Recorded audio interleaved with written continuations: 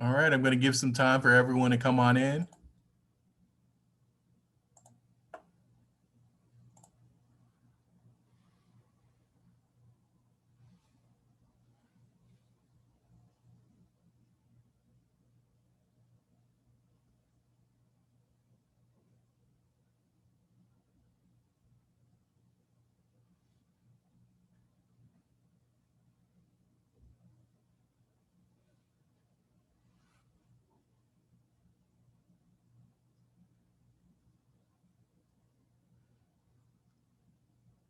Thank you so much for coming out to the last presentation of the day.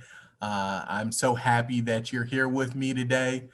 Uh, the title of my presentation is Nothing About You Says Computer Technology, How Misconceptions and Stereotypes Are Stifling the Growth of a Diverse Workforce. Next slide, please. My name is Anthony Hendricks. I'm a litigation partner at Crowe and Dunlevy in Oklahoma City. I'm a former cybersecurity policy fellow at New America. My legal practice includes high-stake commercial litigation, banking and environmental compliance, along with data privacy and cybersecurity. So while I am a lawyer, I am not your lawyer. And so this conversation should not be considered legal advice. Instead, think of this as a conversation between friends. But if you need legal advice, please, please, please find a local lawyer that can help you. Next slide.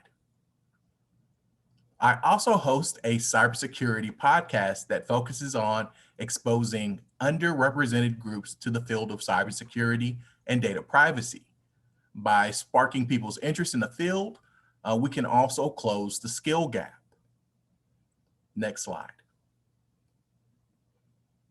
The title of this talk and the title of my podcast come from a conversation that I had with a colleague a few years ago when I mentioned that I was really interested in cybersecurity and that I wanted to include that in my legal practice.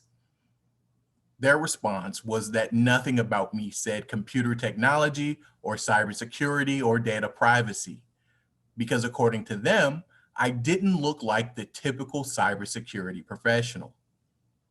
Unfortunately, my story is often the story of other women and people of color who want to enter this space. And so I thought this would be important to share my story because it's not just mine, it's a lot of other people. Next slide. So what are we going to talk about today? We're going to first start by talking about workforce shortages. Then we'll talk about the role of a diverse workforce. Then we'll talk about implicit bias and what it is and what it's not. And then we'll talk about what we can do to deal with implicit bias to help build that diverse workforce. And then at the end, I'll try to work through this Q&A system to answer a couple of questions. Next slide, please. Workforce shortages. We can go to the next slide. So what's the problem? You probably already seen these statistics before or some variation of these. The problem is that we have a workforce shortage.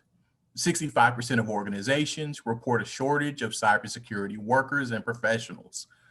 Globally, we need to increase the workforce by 145% to meet demand.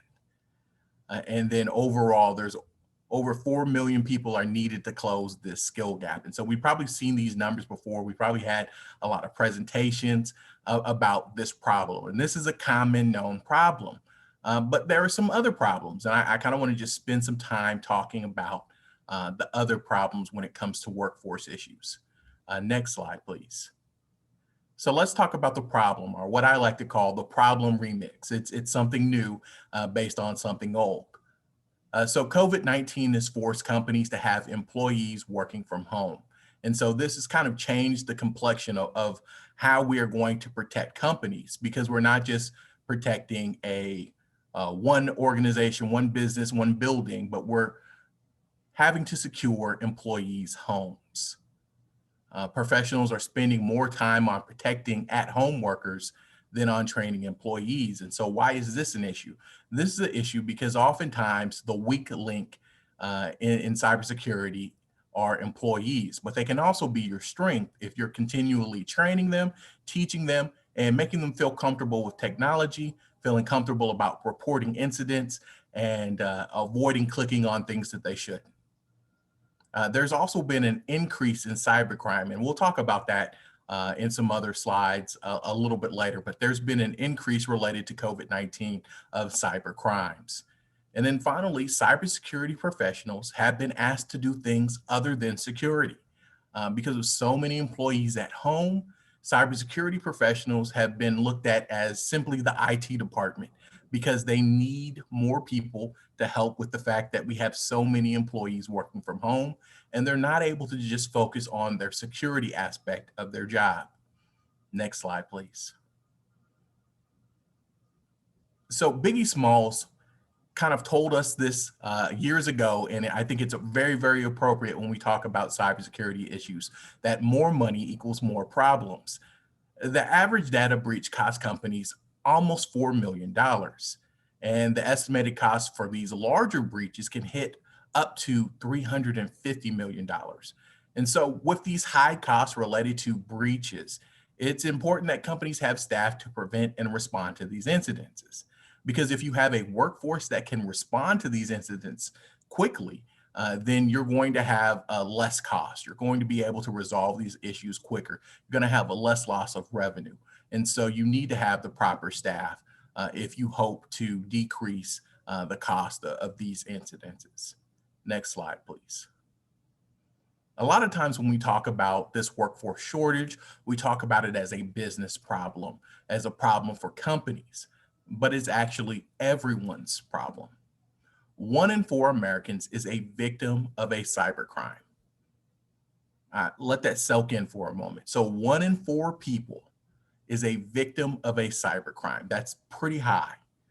There's an increase in the professionalization of cyber criminals. And so you're not just dealing with unorganized criminals. These are professionals. Recently, there was a story in the Washington Post that talked about how ransomware groups are creating Facebook ads to target their victims, to tell them, to ask them when they're going to pay the ransom. They've even contacted and used call-in centers to have them to call their victims and ask them, when are you going to pay the ransom?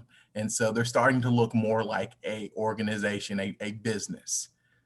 The workforce shortage is also a national security issue.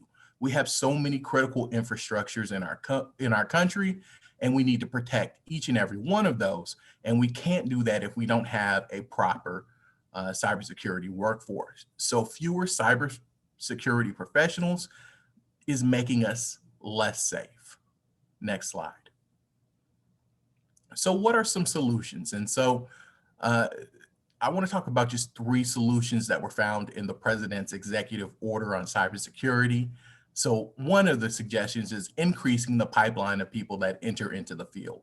And so this puts an emphasis on talking to junior high, high school, and elementary school students to get them interested in the field at an early age, to increase the pipeline of people who are going to make this their career. There's also a focus on recruiting non-traditional students. And so during this conference, there were some people talking about the importance of psychology majors and political science majors as people to help fill this workforce shortage. And then there's hiring individuals looking to make a career change. And so those were 3 solutions that were offered up in that executive order. But I always, after reading that, I think we need something more. So next slide, please. The executive order didn't talk about diversity. Instead, it was looking at those other solutions as something that would also increase diversity. But I think what we need is a conscious effort to recruit and to retain diverse practitioners. And there are several benefits to diversity and a diverse workforce. And we'll talk about that a little bit later in our presentation today. But one key benefit is simply numbers. Looking at the demographic of the cybersecurity profession, a diverse diverse workforce would help fill this shortfall. Next slide, please. So the role of diversity. So we can go on to the next slide. To frame our conversation today, I just want to take a moment and just read this quote, and this will help us kind of frame part of our conversation going forward. It is critically important for leaders of teams to make sure that women and minorities are invited not just to the table, but to also participate in what's happening at the table. And so we're going to spend some time talking about the benefits of diversity, but I want to make sure that everyone's on the same page. Just hiring Black and brown people and women and adding them to your workforce doesn't give you those benefits of diversity if they are not given an opportunity to actually participate, to move from just lower level positions to managerial positions. And so diversity isn't just having a numbers game, but allowing them to thrive and participate and learn and be involved and to lead. Next slide, please. So let's play a game. It's a very simple game. Can everyone close your eyes? I can't see you, so this is the honor system. Could you close your eyes and I'll ask you to picture something in your head. So let's picture a NBA player in your head. What do they look like? You're probably thinking in your head, probably someone who's 6'9", maybe 250 pounds, maybe with a goatee, that's wearing a yellow and purple jersey that may have just won a championship. So now kind of picture in your head a judge. What do you see? For me, when I think about a judge, I think about the judge that I was in front of just yesterday arguing a motion. But for you, what do you picture in your head? Is it a man or a woman, old or young? What race? What about a cybersecurity professional? What do you picture in your head? And a better question is, why do you have that image in your head? And we'll talk about all of this when we get into implicit bias. Next slide, please. So if the image in your head was a white middle-aged man, then it's probably accurate based on the demographics of the average cybersecurity professional. It's a male-dominated field. The majority of practitioners are over the age of 35. And when looking at race, the industry is overwhelmingly white. Next slide, please. So let's take some time and look at some stats. You've probably seen some of these stats or variations of these stats, but about 24% of cybersecurity professionals are women. Other surveys have that number at about 30%, but either, depending on which one number you use, it's still very low considering the fact that women make up more than half of the population. 26% of cybersecurity professionals are non-white. And then when looking at salaries, the salaries for women and minorities lag behind their white male counterparts. All right, we're going to go to the next slide, please. So let's just take a moment and get just a slightly deeper dive into some of the statistics. Globally, men are 4 times more likely to hold C-level and executive level positions and 9 times more likely to hold managerial positions than women. Racial and ethnic minorities tend to hold non-managerial positions and suffer from pay disparities, especially for minority women. And if you look specifically at Black women, the numbers are even starker. Next slide, please. So as we continue the rest of this conversation, I wanted to look at a quote that'll help us reframe what we have going on. We need to make systemic changes that address the cybersecurity skill gap and encourage the next generation of diverse cybersecurity professionals. An influx of cybersecurity talent is important to tackling the ever-expanding attack surface and threat landscape. Next slide, please. So diversity in the workforce. Diversity will allow the cybersecurity sector access to a far wider group of talented individuals. And so when I talk about diversity, I always stress that this isn't charity. You are getting some dynamic workers. You're getting some people who are going to be talented, who are going to help your company and are going to help our national security. When women and minorities work in the cybersecurity space, they have earned master's degrees and certificates at a higher percentage than their white male counterparts. All right, next slide, please. So why diversity matters?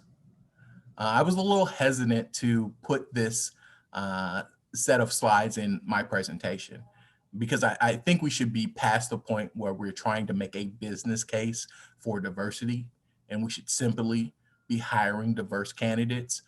But for everyone to be on the same page about how great diversity can help, I wanted to add this information in. Having a diverse team means new innovative ideas as opposed to hiring people with the same mindset. A wider range of ideas, backgrounds, and creative minds means that you can design and build better solutions and defenses. Next slide, please. So when we talk about the benefits of diversity, this quote here makes a business case for diversity. Financially, a 1 percentage point move towards representative diversity leads to a 3-point increase in revenue. Companies in the top quartile for ethnic and gender diversity are more likely to surpass industry norms for revenue and operating margin. Companies in the bottom quartile for diversity aren't just lagging behind, they are rapidly losing the game. And so there is a financial incentive to diversity, not just having to be able to deal with the workforce issues, or by having talented individuals, or by having additional ideas. There's also that financial benefit. Next slide, please. Having diverse voices means you can avoid technology policy blind spots, things that you can't see because of your perspective. So 2 examples of blind spots are related to facial recognition software's limitations and the spread of election disinformation. Next slide, please. So the spread of disinformation capitalizes on racial tensions and reminds us of our need to address race.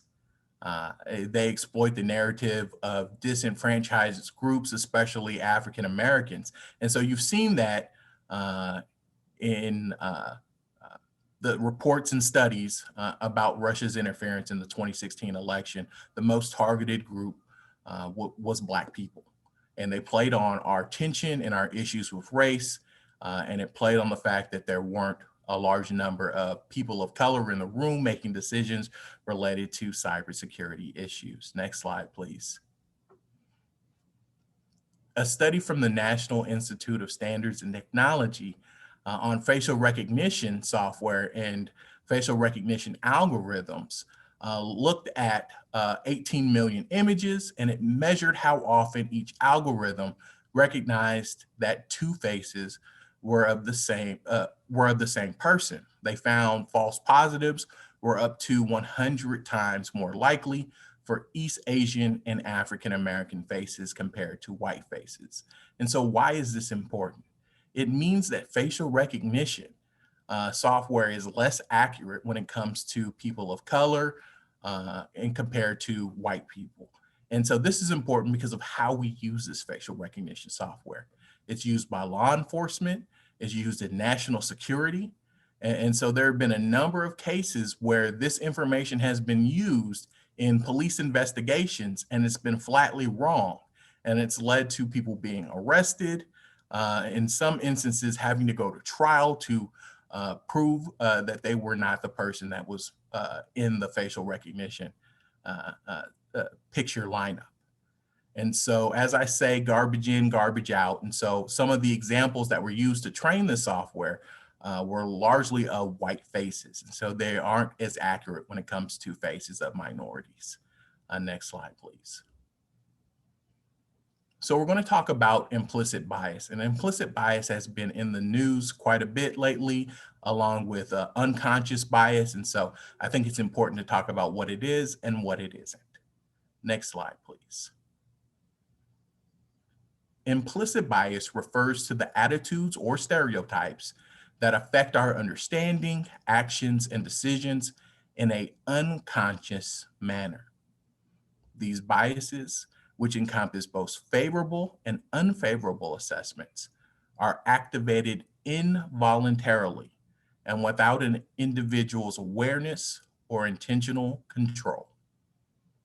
Next slide, please. So, what's not implicit bias? Implicit bias is not racism. Everyone has implicit biases. It's unconscious behavior. It's not intentional behavior. But before we go on and talk a little bit more about implicit bias, we need to talk about racism. Because racism is still a serious issue in this country. We aren't living in a post-racial America, and 32% of people of color in the cybersecurity field have reported that they've experienced some form of discrimination in the workplace. And so we also need to deal with this issue. Next slide, please. So what are the impacts of implicit bias? Implicit bias can impact efforts to build a diverse cybersecurity workforce because it impacts our recruitment process, it impacts our hiring process, and it impacts retaining employees once we are able to get some. Next slide, please. So let's talk about recruitment and self-deselection. You can't hire diverse candidates if they don't apply. So let's go back to our game. Think about the person that popped up in your head when you thought about a cybersecurity professional. Why did you think of that person? Why did that person pop into your head? It's probably because of popular perceptions of an industry's workforce and how that can drastically affect the type of people that choose careers in this area. When a person cannot see themselves in a job, they will often self-deselect and not even apply. And so they may see something that's advertising a job, but if they can't picture themselves in that job, or they don't think that people like them work in this career area, then they're not going to even apply. Next slide, please. So let's talk about the hiring process. Implicit bias can impact the candidates that you hire. As studies have shown, resumes with the names that appear like traditional African American names or names of women are less likely to get callbacks on interviews than names of traditionally white men's names. But also during the interview process, implicit bias can creep in with the types of questions that you ask. People who are similar to you, you might ask questions based on their potential to grow into the role. But for someone who's different than you, you may ask questions that just focus on what they've done, what their experience is, and not even look at their potential to grow in the area. Next slide, please. Implicit bias can also impact retaining employees. When evaluating employees, implicit bias can impact the weight you give on performances and how feedback is provided. If someone is similar to you, then you're going to be focused when you evaluate them on their potential to grow. When you evaluate someone who may be different from you, then you'll just be focused on what they've achieved and what they haven't achieved. There was a study, because I'm a lawyer, there was a study that I like to always talk about with my partners at the firm when it's time to evaluate associates. This study showed that when you were given 2 memorandums with the same number of mistakes in them, but one of the memorandums was supposedly written by a white male lawyer, and the other memorandum was written by an African-American attorney. The memorandum that was by the white male attorney, people who were evaluating it found less mistakes, or if they found the mistakes, they were more forgiving on their evaluation, thinking that, oh, they're probably busy, or that I know they're smart and they just had a bad day. But when they looked at the memorandum written by the African-American attorney, they found all of the mistakes and were less willing to give them a pass on the mistakes. We also have this idea of mentors and mini-me's. People seek the company of individuals who make them feel comfortable. And so it's not uncommon for mentors to find mentees who share their race, their gender, their upbringing, culture, or religion. Next slide, please. So I've given you some problems. I've told you about the importance of diversity and how diversity can resolve those issues. And then I've talked about how implicit bias can get in the way. So what are some things that we can do to address this implicit bias to help us recruit, hire, and retain diverse candidates? Next slide, please. So the first thing we can do is focus on mentoring. To foster diversity in the workforce, 49% of minority cybersecurity professionals said mentorship programs are very important. Mentoring has been shown as a way to engage managers and chip away at the implicit biases that they have. Next slide, please. So with all of the benefits of mentoring, how do you solve mentors gravitating to mentees who are just like them? Well, one way to do this is by creating formal mentor programs, which allow companies to avoid this bias. So if you have a formal program, what this means is that people are assigned mentees. And so this gets rid of this fear that diverse mentees may have about being able to find a mentor. Instead, they're just simply given one. And it also gets rid of this mini-me problem and the reluctancy of mentors to find someone who is different from them to mentor. Next slide, please. Mentoring programs make companies' managerial positions more diverse. Studies have found that Black, Hispanic, and Asian American women and Hispanic and Asian Americans men's representation in management positions increased by 9 to 24% in companies that had mentorship programs. Let's go to the next slide. Another benefit of mentoring is that having mentors invest in diverse mentees helps their progress and helps them build skills, but mentors will continue to shape any unconscious beliefs that they may hold because they've had experience with someone who's different than them and they were able to coach them and be invested in them. They start to change some of those unconscious beliefs that they may hold about someone who's different than them. Next slide, please. So sponsorship is another thing that we can do, and encouraging sponsorship and having sponsors increases diversity. So let's talk about sponsorship versus mentoring. They're different. So mentoring is teaching someone something. So think about this as the Jay-Z lyric saying, Hove did that, so hopefully you wouldn't have to go through that. It's some type of coaching. It's showing them things that they've done in their career and telling them that you should do that. Sponsorship is a little bit different.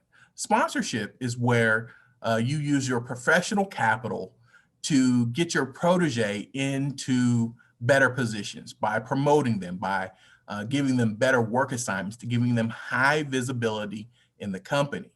And so sponsorship is very important. Can we get the next slide? Another thing that we can do is to celebrate and promote diverse employees. While we are still working to grow the cybersecurity field and the diversity within this field, we already have women and people of color who are doing amazing things. So we should celebrate, we should promote, we should discuss diverse cybersecurity professionals. And by doing that, that can help change the public perception of who is a cybersecurity professional. If you start seeing more and more diverse professionals working in the cybersecurity space, you start to change that public perception of what or who is a cybersecurity professional. So that now when people close their eyes and think of a cybersecurity professional, they may think about that article that they read, or that press release, or something on the website promoting this individual. And so that kind of helps change our image of how we think about the field. Next slide, please. We also need to change how we hire and how we recruit. And I have a couple of examples that I'll walk through. One is that we need to have standard interview questions that we ask for every candidate. This way, we don't have that fear of implicit bias slipping in where we ask certain types of questions based on potential for people who may be similar to us. And then we ask harder questions, or questions that are focused only on practical skills when we're not asking other people about the practical skills that they have. We should limit and evaluate how we use referrals. If your organization is overwhelmingly white and overwhelmingly male, if you have an internal referral, they are likely to refer to you someone who is just like them. So they're probably going to refer another white male candidate. And so if you want to have diversity, you should evaluate how you use these referrals and simply limit them or not use them altogether.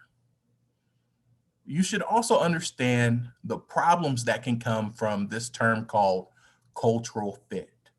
What is cultural fit? A lot of times people use this term at their company and they don't have it defined anywhere. And so if your company is overwhelmingly male and you're a woman applying and they talk about cultural fit, you may think in your head that cultural fit means being a man and this isn't for me. But if you take some time and sit down and think about what is your culture, and writing it out, talking about the things that you value, the things that you promote, and having those things written down and using those instead of the term cultural fit, you become a more welcoming place, but you also become clear on what you want when you are hiring. We should also make a conscious effort to hire diverse candidates. And so that means that when you are going through the process of hiring candidates, you should tell recruiters that you are seeking diverse candidates and that they should send you a diverse pool of candidates. If you ask for it, you will get it. You should draft job descriptions that reflect the skills you are seeking. And your job description should be only focused on that and not focused on other things that when someone reads it may turn them off to thinking that this place doesn't want anyone that's like me. You should also review the language in job descriptions to make sure that you're not signaling any other types of messages or information. Next slide, please. I think that's my presentation. Here's my contact information and some information about my firm. Can you go to the next slide, please? I also have some references to some of the materials and sources that I've used for the presentation. My mother always tells me to always do the reading and to never argue with people who don't do the reading. And so I provided these resources for everyone so that you can read a little bit more about these topics and get a greater understanding of some of the issues. So I'm going to try and keyword on try to see if I can, if there are any questions and if I can answer them.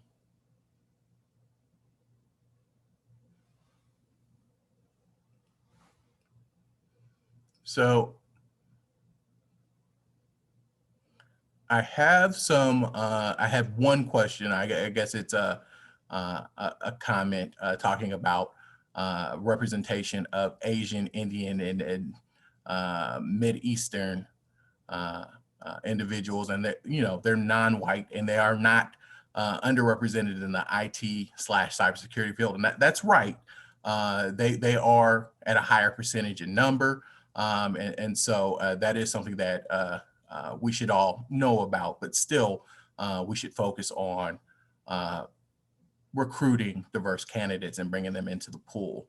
Do we have any other questions from anyone else in the audience?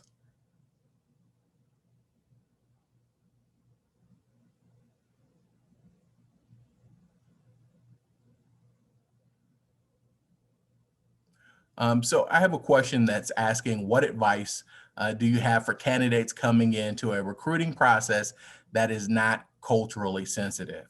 And so despite all of the suggestions that I had for companies to change and all the literature out there, there's still going to be places that may not be exactly where they need to be when it comes to issues of recruiting diverse candidates. The first thing that I always suggest to people who are candidates who are coming in and going through the recruiting process, to one, understand that you are valuable, that you belong. A lot of times when people come into this process for interviews and they feel like it's an uncomfortable setting, they start to doubt themselves. And so I just want to start with the place that you are valuable, that you belong, and that you can go through the process.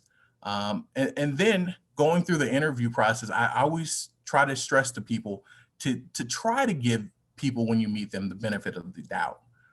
This is a learning process for everyone.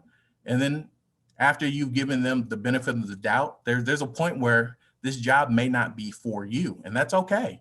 Not every job is going to be for you. I have another question that's asking about the slides. Of course, they're going to be available. I'll work with the people from the conference to share that with everyone. Do we have any other questions before I let everyone go home for the end of the day?